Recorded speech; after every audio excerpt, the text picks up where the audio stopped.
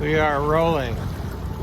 Okay, today this video is to show you how to run a downrigger. This is for people who are joining a bunch of people and you don't know anything about downriggers. So it's going to be really dumbed down, but I'm going to show you all the parts and what you need to do to be a good crewman. So let me show you a couple of parts you need to know about. So this is called a downrigger here. It's already installed. The most important thing you need to know is this switch right here. This is an off position, and there's a little detent that shows off. And when you turn it to the right 90 degrees, it kicks on and it starts coming up. So I'll show you that again when I actually do it. Just pan back a little bit more. So this handle right here, this is what allows the downrigger ball to drop. So when it's time to drop, you just pull the handle back. You don't pull it back all the way, you just pull it back a little bit. Also, there's a depth counter right here on the top that you want to keep your eye on when you're, this will tell you how deep you are, and you don't want to drop too fast. You want to be controlled. So let me go through the process now. If there were a fish on, this bend in the rod would be, the rod would actually be up, already popped out of the downrigger. But right now we're just going to check our bait. So I'm going to take it out of the downrigger, and first of all, it's really wedged in there this way, so you have to pull it back to get it out. Now I'm going to reel down as much as I can, and sometimes that alone will pop it out. Otherwise, you put your thumb on the line and pull up, and you'll feel it pop out. Now, once you do that, come on back. We turn this knob here from off to on. And now the downrigger is starting to come up as I'm reeling in.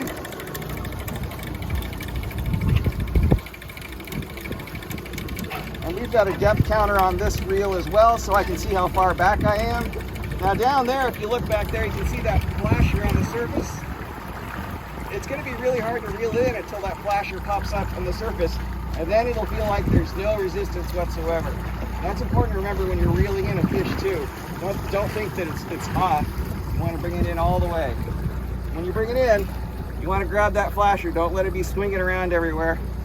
And I'm going to,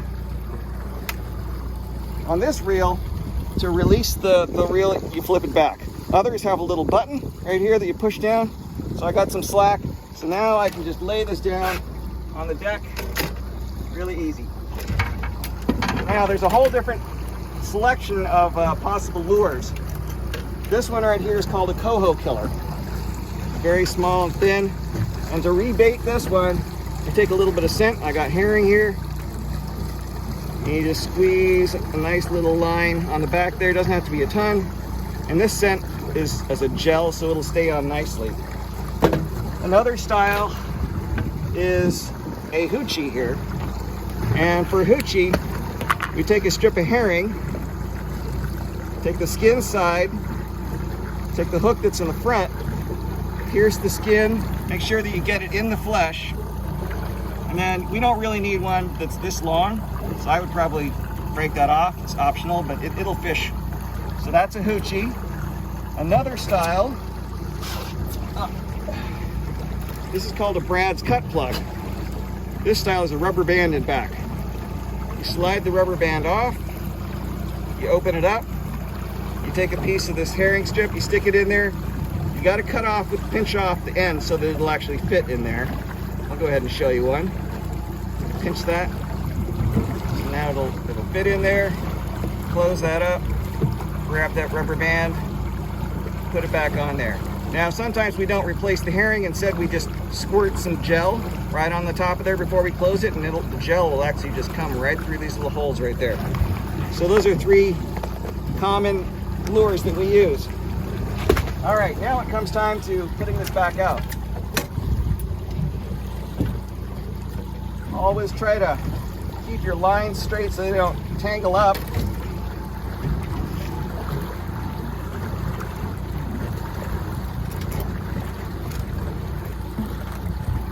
I'm going to put that lure in the water. If there's any seaweed, I'm going to clean that off. Make sure it doesn't go directly into the prop. And then you want to make sure that the tip is clear. Sometimes it can wrap around the tip. If so, you just bring it back, remove the line. Okay, so now I'm going to flip this to open, or you press the button. Our line counter right now says 7, so it's just a little bit out. I like to go back 30 feet. So when I get to 30, I'm going to stop. Now that's the equivalent of grabbing at the tip at 21 feet. So when people tell you how far back, you got to know, is that 21 feet to the tip, or is that 30 feet to the reel? So I like to put this in here and put the line around the reel so it stays right there. A couple of different options for bringing the downrigger ball in. First of all, the downrigger ball stopped, but it's not all the way to the surface. So I'm going to manually push the button now. So I'm not twisting, I'm just going to push down. And you can stop just by letting go. And I'm going to look for where the downrigger snubber starts there. I'm going to come up just a little bit more. I'd like the downrigger line out of the water. And then one option is you can use this stick here. Use the stick and bring the downrigger clip in. Right now I'd like to actually get some of that seaweed off, so I'm going to grab this weight release. I have to let the weight down a little bit in order to bring it close enough to me to easily grab. So now I'm going to clean this off.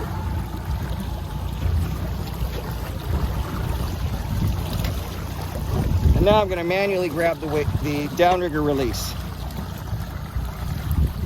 So this is what holds our line. And with these clips, there's actually 2 settings. It's low tension when this thing is forward. If I bring the clip back, now it's high tension. And it kind of depends on which line you're using, but oftentimes if the line is popping out too quickly, it's because this clip isn't pulled all the way back. So that's set. Now I got to grab that line again. It popped out.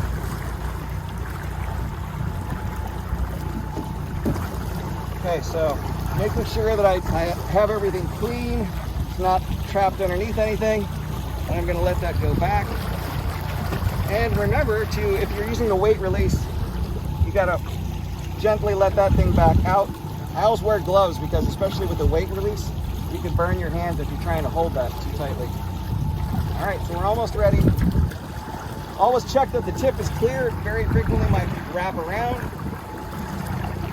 So I'm going to hold on to this, and with my thumb, I'm going to put my thumb on here.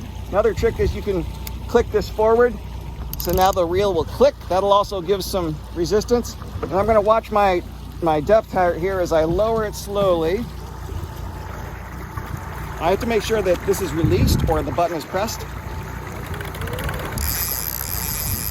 So I'm going to 10, 20, 30, 45 feet. It depends on the time of day, what depth we use. We start as little as 20 feet and then work our way down.